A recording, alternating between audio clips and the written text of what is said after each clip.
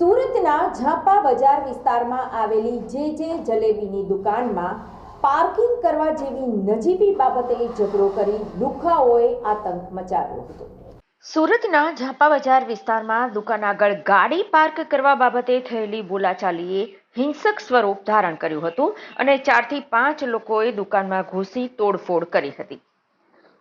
સમગ્ર ઘટના સીસીટીવી કેમેરામાં કેદ થઈ હતી, જેનો વિડીયો સોશિયલ મીડિયામાં ઝડપથી વાયરલ થયો છે।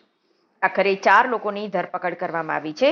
સુરતના મૈદરપુરા વિસ્તારમાં આવેલા જે જલેબીની દુકાન પર અચાનક કેટલાક શખ્સોએ ધમાલ મચાવી, કઢાઈઓ ઉછાળી દીધી, કાઉન્ટર ટેબલ ઉથલાવી દીધું અને માલ સામાનને ભારે નુકસાન પહોંચાડ્યું હતું। ઘટના દરમિયાન દુકાનદારે બચાવ કરવાનો પ્રયાસ કર્યો હતો, પરંતુ હુમલાખોરો સતત 3 મિનિટ સુધી બબાલ અને તોડફોડ કરતા રહ્યા। જ્યાં લોકો જલેબી અને ફાફડા ખરીદવા આવતા હોય ત્યાં એકાએક દંડા અને લાત ઘૂંસાના હુમલાનું દ્રશ્ય સર્જાયા। આસપાસના લોકો આ હંગામો જોતા જ રહી ગયા। જ્યારે તોડફોડનો વિડીયો વાયરલ થયો ત્યારે મૈદરપુરા પોલીસે તાત્કાલિક તપાસ શરૂ કરી। સીસીટીવી ફૂટેજના આધારે 4 શખ્સોની ઓળખ થઈ અને તેમને ઝડપી લેવામાં આવ્યા। પકડાયેલા આરોપીઓમાં મોહમ્મદ નઈમ મોહમ્મદ હુસૈન શેખ, ઉસામા કાદર શેખ, મોહમ્મદ ઇમ્તિયાઝ શેખ અને અહમદ ઇમ્તિયાઝ શેખ સામેલ છે। આરોપીઓ ઝાપા બજાર મૈદરપુરા સુરત શહેરના રહેવાસી છે। પોલીસે આઈપીસી કલમ 296B, 324 અને 54 મુજબ ગુનો નોંધ્યો છે અને કાયદેસરની કાર્યવાહી હાથ ધરી છે। આ ઘટનાને લઈને શહેરમાં ચર્ચા છે કે એક નાનકડી વાત ઉપર લોકો કેમ તોફાન મચાવતા બની ગયા।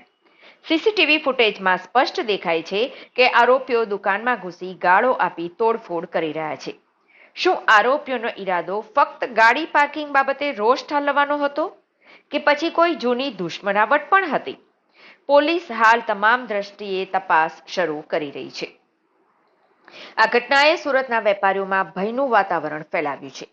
અગાઉ પણ સુરતમાં આકસ્મિક તોડફોડ અને મારામારીના બનાવો સામે આવ્યા છે, પરંતુ હવે સીસીટીવી ફૂટેજ અને વાયરલ વિડીયોની મદદથી પોલીસ ઝડપથી એક્શન લઈ રહી છે।